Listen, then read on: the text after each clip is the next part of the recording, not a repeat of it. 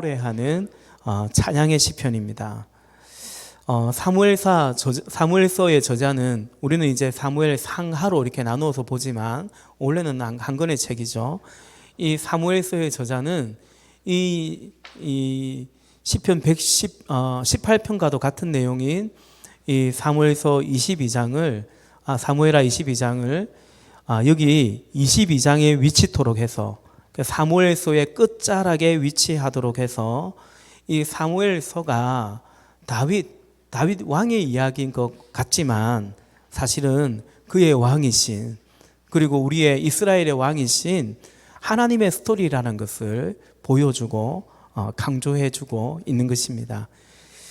우리 지난주에 살펴보았던 것처럼 20절에서 다윗은 하나님이 이토록 나를 좋아하신다, 이토록 좋아하시는 분이다 라고 고백을 했죠. 그러면서 자신은 이제 21절 이하에서 자신은 이러이러하다고, 나는 이러이러한 삶을 살았다라고 고백을 합니다. 우리 22장 21절부터 25절까지 교독해서 함께 읽기를 원합니다. 22장 21절부터 25절, 제가 21절 읽을게요. 내가 의롭게 산다고 하여 주님께서 나에게 상을 내려주시고 나의 손이 깨끗하다고 하여 주님께서 나에게 보상해 주셨다. 진실로 나는 주님께서 가라고 하시는 그 길에서 벗어나지 아니하고 무슨 악한 일을 하여서 나의 하나님으로부터 떠나지도 아니하였다. 주님의 모든 법도를 내 앞에 두고 지켰으며 주님의 모든 법규를 내가 버리지 아니하였다. 그 앞에서 나는 흠없이 살면서 죄 짓는 일이 없도록 나 스스로를 지켰다. 25절 같이요. 그러므로 주님께서는 내가 의롭게 산다고 하여 나에게 상을 주시며 주님의 눈앞에서 깨끗하게 보인다고 하여 나에게 상을 주셨다. 아멘. 다윗은 이제 21절에서 나는 의롭고 내 손은 깨끗하며, 또 22절에서는 나는 주의 길에서 벗어나지 않았고, 또 23절에서 나는 주의 법도를 떠나지 않았다.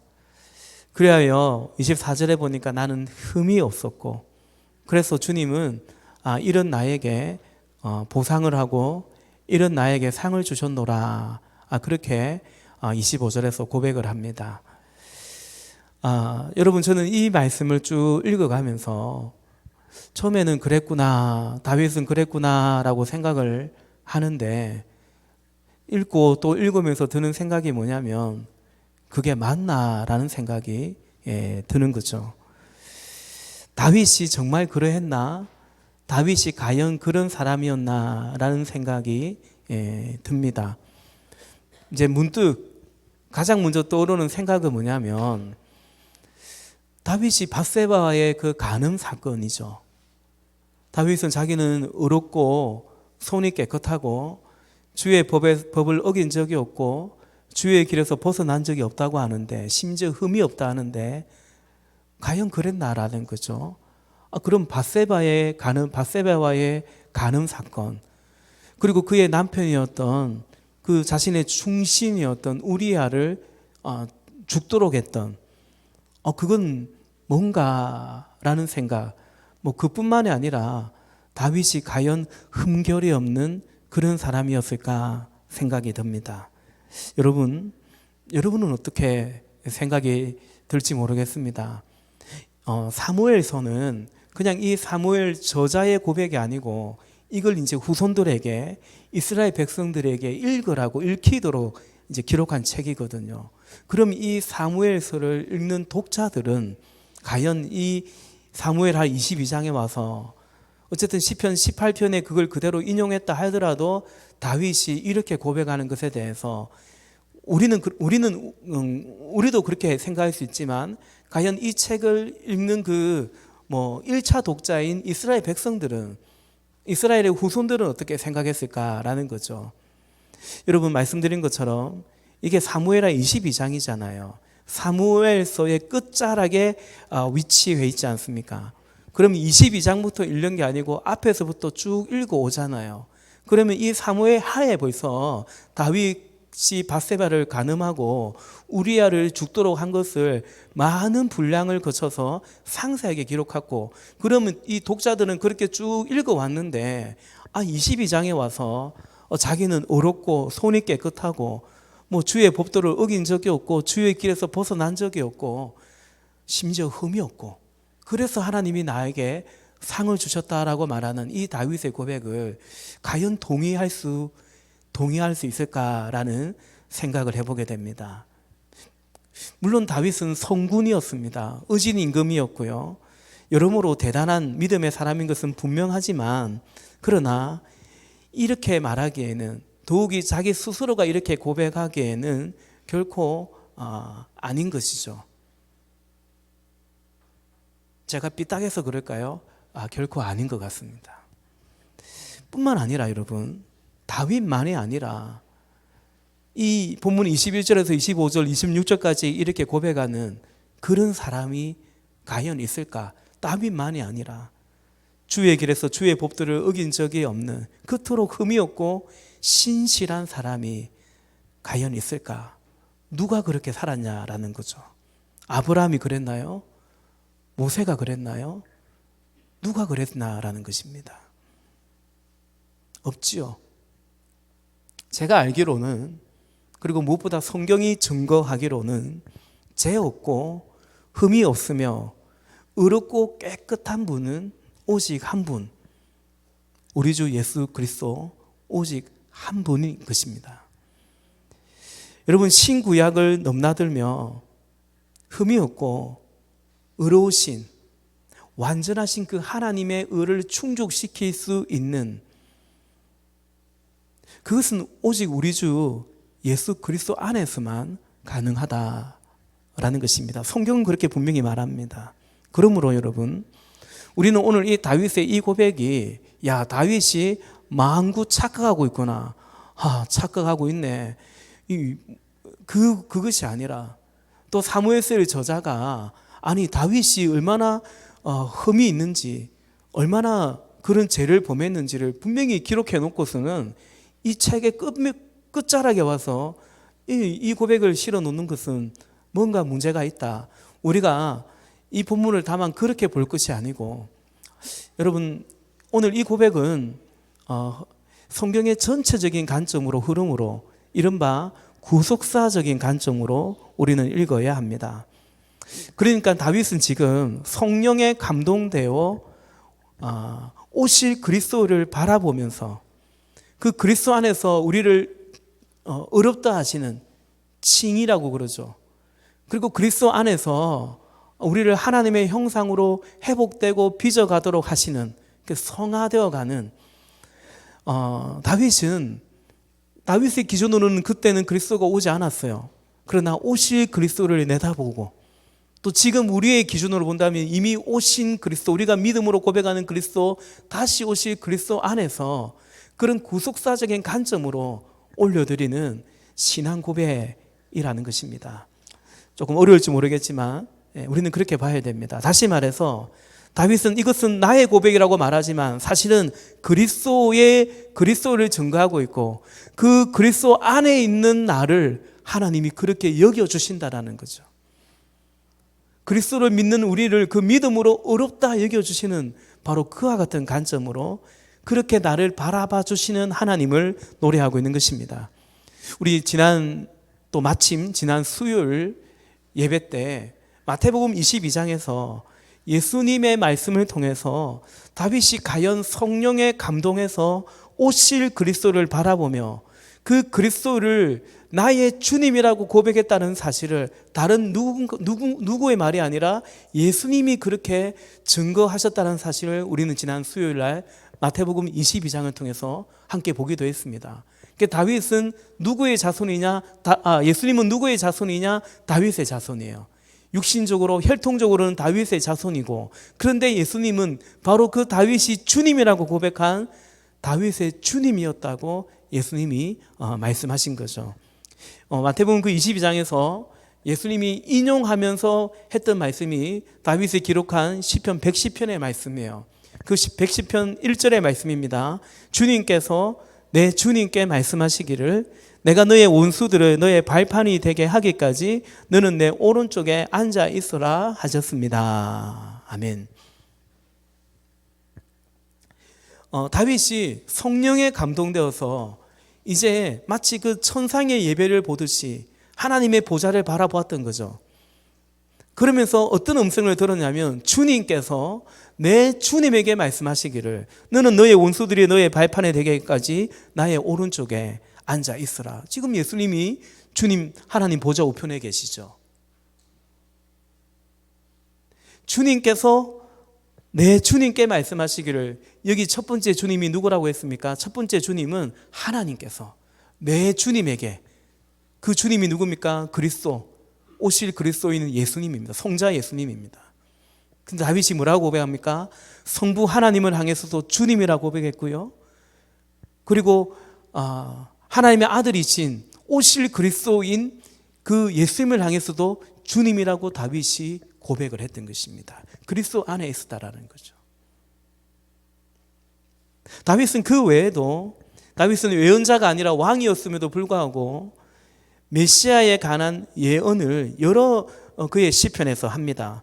주의 영에 감동되어 올려드린 고백이고 예언이었던 것입니다. 메시아에 대한 예언을 이사야서나 예레미야서 같은 그런 예언서에 예언자를 통해서 기록되기도 했지만, 혹은 창세기부터 시작돼서 하나님이 친히 이렇게 예표하시고 예언하시기도 했지만, 이 왕인 다윗을 통해서, 그의 시편을 통해서 메시아, 고난받는 메시아에 대해서 정확하게 예언되어 있어요.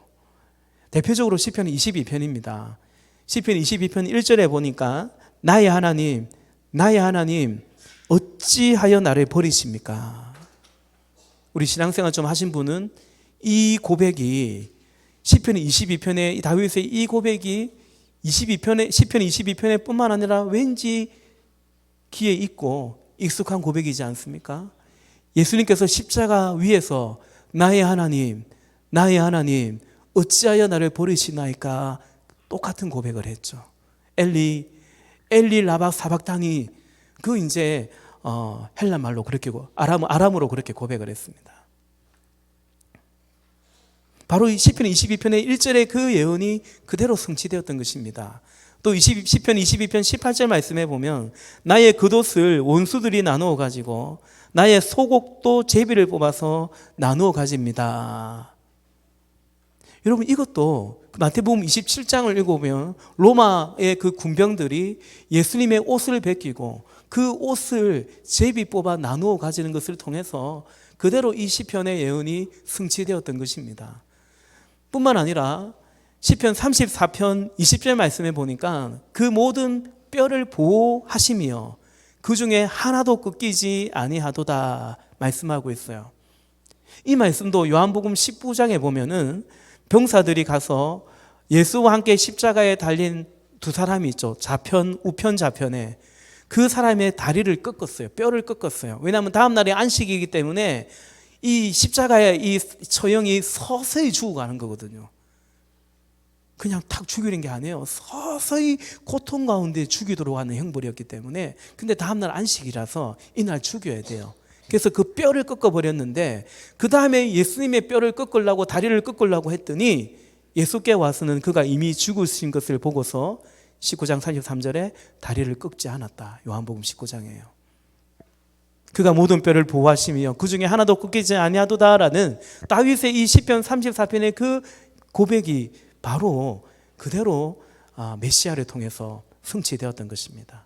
다윗은 이처럼 성령에 감동되어서 오실 그리스도 메시아를 내다보고 그 그리스도 안에 있는 자신에 대해서, 그래서 하나님께서 그리스도를 통해서 나를 그렇게 여겨주신다는 사실을, 나를 어렵게 여겨주시며 그리스도가 아무 흠이 없이 신실한 그분 안에 있는 나를 그렇게 여겨주시는 그 하나님을 다윗이 고백했던 것이죠.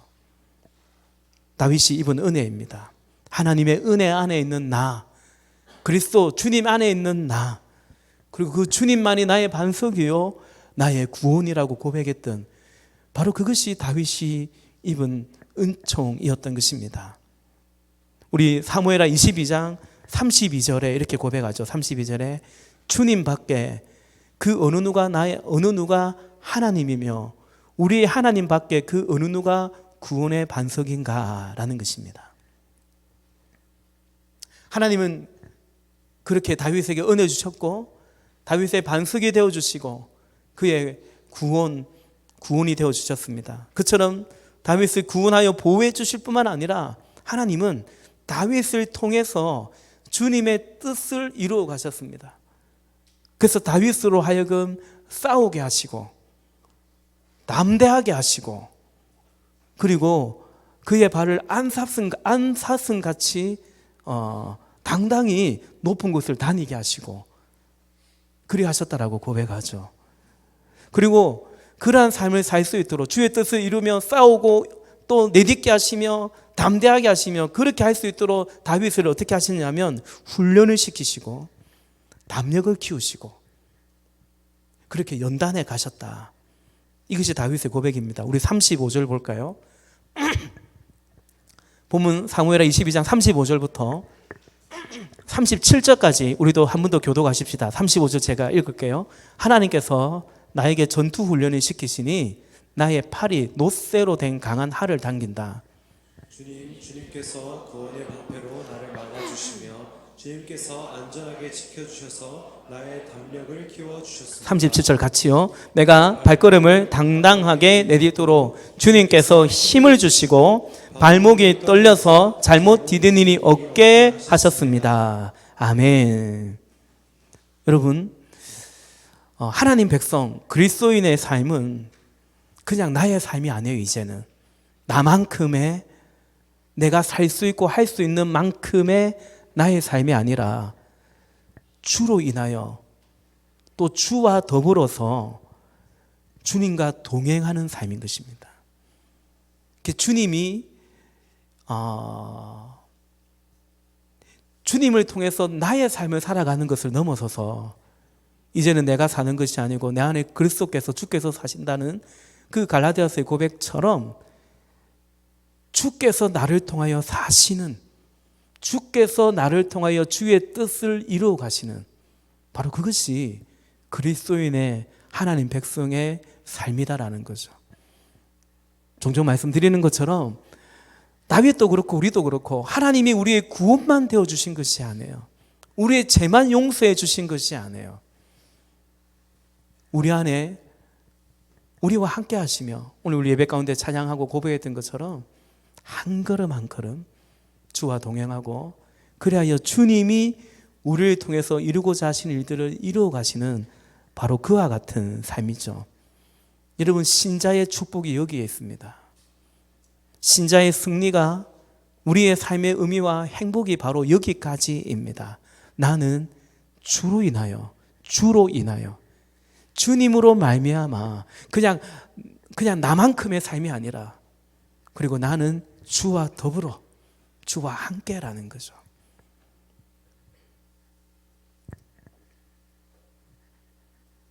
나는 주로 인하여 나는 주와 더불어 다윗의 이 고백이 저와 여러분 우리 모두의 고백이며 우리의 삶이기를 주님의 이름으로 축원합니다. 얼마나 복된 거예요. 지옥 갈 뻔했는데 가만히 두면 지옥 가는 거죠. 큰일 날 뻔했는데 구원해서 그만 천당으로 천국으로 옮겨주신 그것도 너무 감사한데 다만 그 정도의 은혜가 아니에요. 이 땅에서 하나님의 통치 가운데 여기 바로 지금 여기에서 하나님의 나라를 이루고 살아가도록 예수님이 기도하라고 하신 것처럼 주님의 나라가 임하고 주님의 뜻이 이루어지도록 우리를 여전히 부르시고 훈련시키고 그리하십니다. 세 번째, 그리해서 우리를 구원해 주시고 보호해 주시고 우리와 동행하면서 그래서 이루어내는 결과가 뭐냐? 다윗이 그래서 어떤 삶을 살았냐? 그래서 맺혀가는 맺으시기를 원하는 열매가 뭐냐라는 거죠. 그것은 하나님을 찬양하는 것입니다. 하나님을 높이는 것입니다. 그래서 다윗이 하나님 앞에서 하나님을 찬양하고요. 또한 세상 가운데 백성들을 향해서도 내가 찬양하는 그 하나님에 대해서 높이고 증거하고 있음을 보게 됩니다. 우리 22장 47절부터 50절까지 다시 한번 교독하십시다. 47절 제가 읽습니다. 주님은 살아계신다. 나의 반석이신 주님을 찬양하여라. 나의 구원의 반석이신 하나님을 높여라. 하나님께서 나의 원수를 갚아주시고 뭇 백성을 나의 발 아래에 굴복시켜 주셨으며 원수들에게서 나를 구하여 주셨습니다. 나를 치려고 일어서는 자들보다 나를 더욱 높이셔서 포악한 자들에게서도 나를 건지셨습니다. 그러므로 주님 뭇 백성이 보는 앞에서 내가 주님께 감사를 드리며 주님의 이름을 찬양합니다. 아멘. 아멘. 다윗은 하나님은 주님은 살아계십니다. 찬양하며 선포합니다. 그리고 50절에서는 뭇백성이 보는 앞에서 뭇백성을 향하여 주님께 감사를 드리고 내가 찬양하는 하나님에 대해서 증거하는 거죠. 선포하는 것입니다. 전도도 하나님을 높이는 거죠. 하나님을 자랑하는 거죠. 다윗은 하나님이 나를 창조하셨고 구원해 주셨고 그리고 그 은혜로 말미암아 이렇게 내가 하나님의 말씀을 순종하고 주를 섬기며 충성해 가는데 근데 그 모든 것의 이유 그 모든 것을 통해서 어떤 결과가 나오는가? 그 하나님을 높인다라는 거죠. 우리를 창조하신 이유도 그 에베소서 1장에 사도 바울이 고백하죠. 우리에게 증거하죠. 우리를 창조하신 이유도 구속하신 이유도 성령을 우리에게 보내주신 이유도 그 은혜를 주신 영광의 하나님을 찬미케 하려 하심이라 말씀하고 있듯이 오늘 다윗도 동일하게 고백을 하고 있는 것입니다. 여러분 그렇습니다. 모든 것은 살아계신 하나님을 경험하고 그 하나님을 찬양하고 높이기 위함인 것입니다. 주님을 찬양하는 나 그리스도인이죠. 그리고 그 주님을 내가 찬양하는 주님을 증거하고 그냥 예배당에서만 교회용으로만 하나님 믿는 게 아니고요. 이 천국을 하나님 나라를 침노해 가면서 내가 찬양하는 하나님을 증거하며 높이는 삶 이것이 은혜를 입은 그리스도인의 삶이다라는 거죠. 사랑하는 형제자매 여러분 우리 안에 다윗의 이 찬양과 이 고백이 저와 여러분의 고백이며 우리의 또 삶이기를 간절히 소망합니다. 다윗이 비록 허물이 많아요. 그죠? 다윗도 비록 허물도 많지만 그래도 다윗의 다윗됨이 있습니다.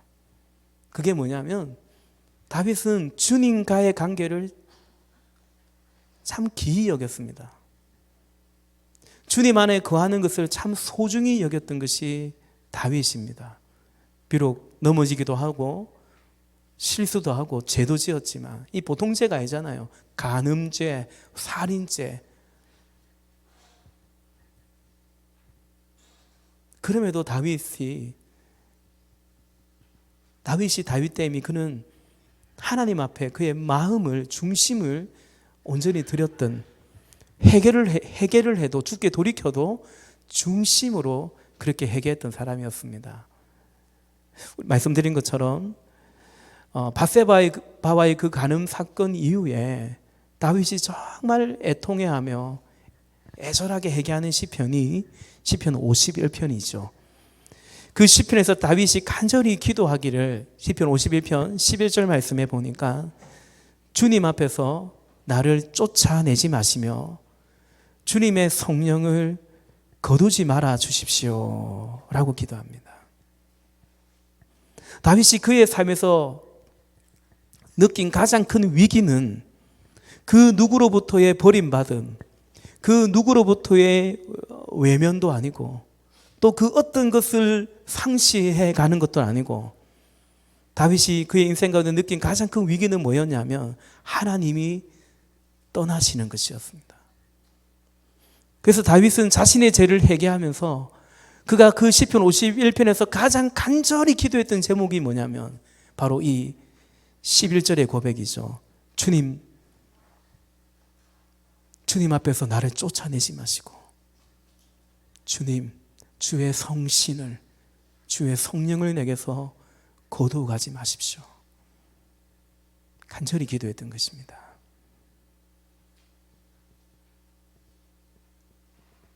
다윗은 주의 성령이 떠나갔을 때 그 인생이 얼마나 비참한지를 사울이라는 자기의 선대 왕을 통해서, 그의 장인 어른이기도 했죠. 주의 성령이 떠나고 악신이 들린 사울이 얼마나 비참한 인생이었는지를 다윗은 사실 늘 또 기억도 했습니다. 그 속에서 다윗은 결코 많은 재물로, 그는 왕이니까 얼마나 많은 재물을 하나님께 바칠 수 있겠습니까? 그는 결코 많은 재물로, 물질 같은 것으로 그 하나님과의 관계, 그 하나님 앞에서 범한 자신의 죄의 그 위기를 모면하려고 하지 않았습니다. 사울은 그랬거든요. 다윗은 그렇게 하지 않았어요. 시편 51편 16절과 17절 말씀에 보면 주님은 재물을 반기지 않으시며 내가 번제를 드리더라도 기뻐하지 않으십니다. 하나님께서 원하시는 재물은 찢겨진 심령입니다. 오 하나님, 주님은 찢겨지고 질밟힌 마음을 멸시하지 않으십니다. 아멘. 다윗은요, 어쨌든 하나님을 알았던 거예요. 무수히 많은 번제 같은 것으로, 재물 따위로, 물질 따위로, 헌금 따위로 하나님의 의를 어떻게 할 수 없다라는 거. 그렇게 하나님을 속일 수, 하나님을 기만할 수 없다라는 것을 다윗은 알았어요. 오히려 하나님이 정말 원하는 것은 그런 번제나 제물이 아니라 내 마음이라는 사실을. 주님은 찢겨지고 질밟힌 심령을 멸시하지 않는다고 그 하나님의 긍휼을, 자비를 붙들고 있는 것을 우리는 보게 됩니다. 비록 간음하였고 중한 죄를 분명 지었지만, 그래서 회개하지만 다윗은 하나님을 알았던 거죠. 그래서 회개를 하더라도 중심으로, 전심으로 하나님께로 돌이켰던 것입니다. 또한 다윗은 그 회개함을 통해서 주신 그 하나님의 용서에 감사하며 마땅히 또 드릴 번제, 마땅히 드릴 참회의 제물을 하나님께 바칩니다. 회개란 뭡니까? 주의 법을 어긴 것이 죄이기 때문에 회개란 뭡니까? 다시 주의 법으로 돌이키는 거죠. 다윗이 그러합니다. 그래서 하나님의 말씀을 따라, 계명을 따라서 그 회개하는, 참여하는 번제를 주께 올려드리고 그의 마음은 담은 제물을 드리는 거죠. 그러니까 여러분, 그냥 내 마음 아시죠? 그러면서 퉁치지 않았다라는 것입니다. 여러분, 예배란 뭡니까? 우리의 마음과 동시에 우리가 올려드리는 예배입니다. 제물입니다.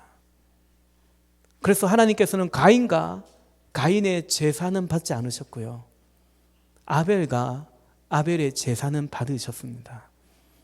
제사자인 그 가인이나 아벨과 그가 드리는 제사와 그가 드리는 제물과 예배가 분리되지 않는 것입니다. 여러분이 거리가 좀 멀어도, 시간이 그만큼 소요되어도 하나님이 이 예배 공동체에 불러주셨다라고 믿고 인정하면서 하나님께 예배하는 이 예배가 그냥 단순히 이 시간만이 예배가 아니라, 여러분이 그런 선택을 하고 오고 가는 그런 수고와 또 카풀로 섬기는 그 헌신과 그 모든 것이 하나님 향한, 하나님이 받으시는 예배인 것입니다. 마음이 중요한 만큼 그 마음을 담은 제물을 다윗은 드렸습니다. 주님을 사랑하는 만큼, 중심으로 회개하는 만큼, 다시금 주의 계명을 지키며 계명에 따라서 그 번제를 주 앞에 바쳤던 것입니다. 시편 51편 19절에서 그렇게 말하죠. 그때 주님은 올바른 제사와 번제와 온전한 제물을 기쁨으로 받으실 것이니 그때 사람들이 주님의 제단 위에 수송아지를 드릴 것입니다. 아멘.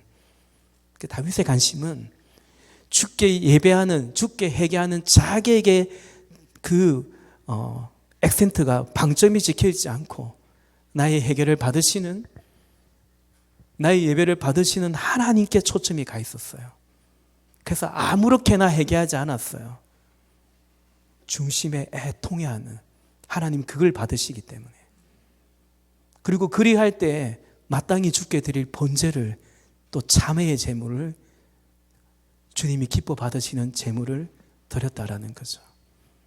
사랑하는 형제자매 여러분, 우리의 신앙에, 우리의 예배의 초점이 그럴 수 있기를 바라요. 내가 예배하는 것만큼이나 나의 예배를 하나님이 받으시긴 것에 우리의 관심이 있기를 원하고, 그것이 우리의 사모함이 되기를 원하고, 그런 예배이기를 간절히 바라는 것입니다. 말씀을 맺습니다. 어쨌든 여러분, 다윗에게 본받을 것이 적지 않아요. 많습니다. 그 중에서도 다윗에게 본받을 것은 다름 아닌 이것입니다. 주님 안에 거하고, 주님 안에 거하기를, 그 주님과의 관계를 소중히 여겼던 바로 그 다윗의 모습을 우리는 본받아야 됩니다. 하나님의 도움을 입어서 내가 어떤 왕이 되고 내가 무엇을 하고, 그것이 아니라 주님과의 그 관계 안에, 주님 안에 있는 나, 그리고 주님 안에 있는 나를 하나님이 얼마나 사랑하시고 좋아하시고 기뻐하시는지, 다윗은 그 기쁨이, 그 감사가 있었던 것이죠. 사람들이요, 이렇게 말씀을 전해보면요, 하나님 얘기하면 별로 관심이 없어요. 희한하죠. 하나님 믿으러 와서 하나님 예배하러 왔는데 정작 하나님 예배하면요, 오늘처럼 좀 잘 졸아요. 관심이 없어요. 그렇다고 오늘 좋은 분이 꼭 그렇다라고 제가 찍는 건 아닙니다. 어제 좀 일이 있었겠죠. 근데 제 경험적으로는 어쨌든 그래요. 하나님 얘기 말고 우리 얘기하면 관심이 훨씬 많아요. 나의 삶에 대해서. 내가 상처가 있는데, 내가 치유가 필요한데, 내가 문제가 있는데, 그런 나에게 하나님이 어떤 분인지, 그런 내 삶에 하나님이 어떤 희망이 되시는지, 그런 얘기하면 그래도 훨씬 더 잘 집중하는 것 같아요. 그래서 제가 기도합니다. 하나님, 사람들이 좋아하는 얘기를 굳이 안 하는 건 아니에요. 그러나 그냥 성경이 말하는 대로, 그죠? 그리고 우리 삶 이거 뭐예요? 우리 삶 이거 뭡니까, 여러분? 얼마나 갑니까? 요즘 새벽마다 전도서를 보는데 영원한 것을 말하고 있거든요. 그리고 그 영원하신 하나님이 지금 나의 하나님, 우리의 하나님이어서 우리의 삶을 어떻게 빚어가시는 데서 그 하나님을 알아야 돼요. 힘써 하나님을 아는 것이, 그것이 진정한 우리의 힘이고, 그래서 여러분, 그저 내가 좀 딸리니까, 한계가 있으니까 하나님 도움 받아서 내가 원하는 삶을 살고자 하는, 그게 아니라 우리가 고백했던 것처럼 전능하신 하나님이 우리의 하나님이어서, 물론 우리는 전능하지 않아요. 그러나 예수께서 말씀하시기를 믿는 자에게는 능치 못함이 없다 하시고, 사도 바울이 고백하기를 내게 능력 주시는 자 안에서 내가 모든 것도 할 수 있다. 주님의 뜻이라면, 주님이 원하신다면 내가 그 주께 주의 뜻을 순종하며 따르기를 원할진대 할 수 있는 거죠. 우리를 그렇게 우리를 부르셨다라는 것이죠. 사랑하는 형제자매 여러분, 오늘 다윗이 이 하나님을 노래합니다. 사무엘서 저자는 다윗의 허물을, 성경이 참 위대한 책인 게 그래요. 안 숨겨요. 이스라엘 사람들에게 다윗이 어떤 사람인데 안 숨깁니다. 아브람 이야기도 안 숨깁니다. 아내를 누이를 속인 거 이거 그대로 다 적어 놓습니다. 이렇게 적어 놓고 결국은 이 사무엘서는 다윗의 이야기가 아니라 하나님의 이야기라는 사실. 그래서 오히려 다윗의 그 스토리가 참 의미가 있고 복되다라는 사실을 우리에게 알려주고 있는 거죠. 다윗이 경험한 하나님, 다윗이 고백하는 하나님, 오늘 그 은혜와 그 믿음의 고백이 함께 예배하는 우리에게, 우리의 삶에도 넘치시기를 다시 한번 주님의 이름으로 축복합니다. 우리 찬양하십시다.